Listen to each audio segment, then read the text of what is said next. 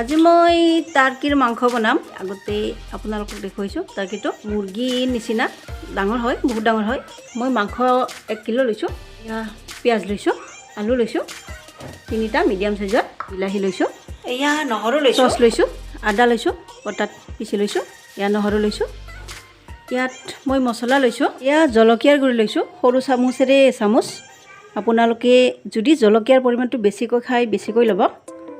এয়া মই লৈছোঁ গৰম মছলাৰ গুড়ি এচামুচ, এয়া জিৰাৰ গুড়ি লৈছোঁ এচামুচ, এই ধনিয়াৰ গুড়ি লৈছোঁ এচামুচ, কেঁচা জলকীয়া লৈছোঁ 4টা, এয়া মিট মছলাৰ গুড়ি লৈছোঁ। আপোনালোকে ইচ্ছা কৰিলে চিকেন মছলাৰ গুড়িও দিব পাৰে, মই লোৱা নাই। মেগী মছলা লৈছোঁ 1 পেকেট। এই মছলাটো দিলে বহুত টেষ্ট হয়। প্ৰথমতে মই পিঁয়াজখিনি সৰু সৰুকৈ কাটি ল'ম।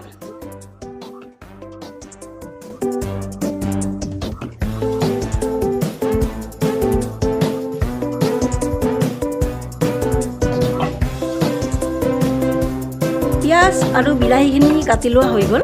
এতিয়া মাংস বনাম। তেল দি ল'লোঁ। প্ৰথমে মই আলুখিনি ফ্ৰাই কৰি ল'ম। আলুখিনি ৰঙচুৱাকৈ ভাজি ল'লোঁ।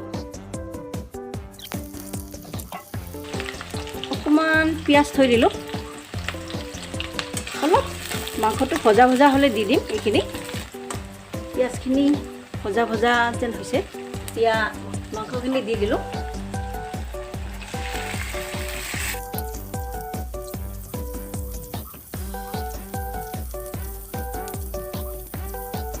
মাংসটো মই অকণমান ভাজি ল'লোঁ। এতিয়া ভাজি লোৱা আলুখিনি দি দিম।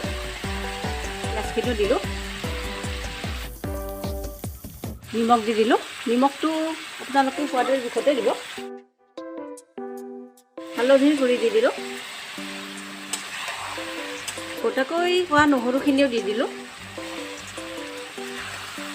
এতিয়া পটাত পিচি থোৱা নহৰুৰ পেষ্টটো আৰু আদাৰ পেষ্টটো দি দিলোঁ। আটাইখিনি মছলা দি দিম। মেগী মছলাটো এতিয়া নিদিওঁ, একেবাৰে শেষত দিম নমোৱাৰ পিছত। আটাইখিনি মছলা দি দিলোঁ।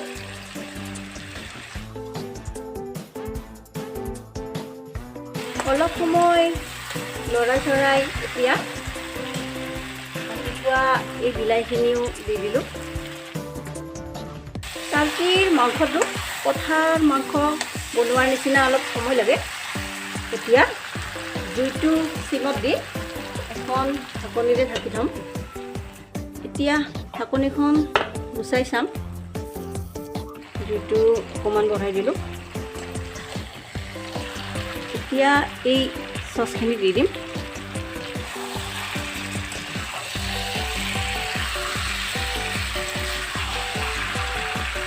জুইটো আৰু চিমত দি ঢাকনিখন মাৰি থ'ম। ঢাকনিখন গুচাই চাম।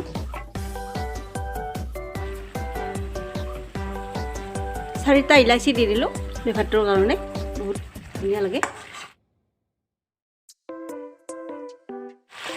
এনেদৰে কিছু সময় ভাজি থাকিলোঁ পথাৰ মাংসৰ নিচিনা। এতিয়া আমি মাংসটো সিজি গৈছে নে নাই চাই ল'ম। হৈছে, পানী দিব পৰা হৈছোঁ। পানী দি ল'ম। 10 মিনিটমান সময় উতলিবলৈ দিব। শেষত এই মেগী মছলাখিনি দি দিলোঁ হৈ গ'ল এতিয়া জুইটো নমাই দিম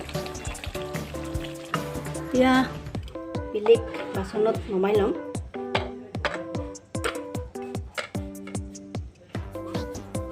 ৰেডি হৈ গ'ল টাৰ্কিৰ মাংস মোৰ ভিডিঅ'বোৰ চাই ভাল পালে আপোনালোকে লাইক কৰি দিব কমেণ্ট কৰি জনাব আৰু ছাবস্ক্ৰাইব কৰি দিব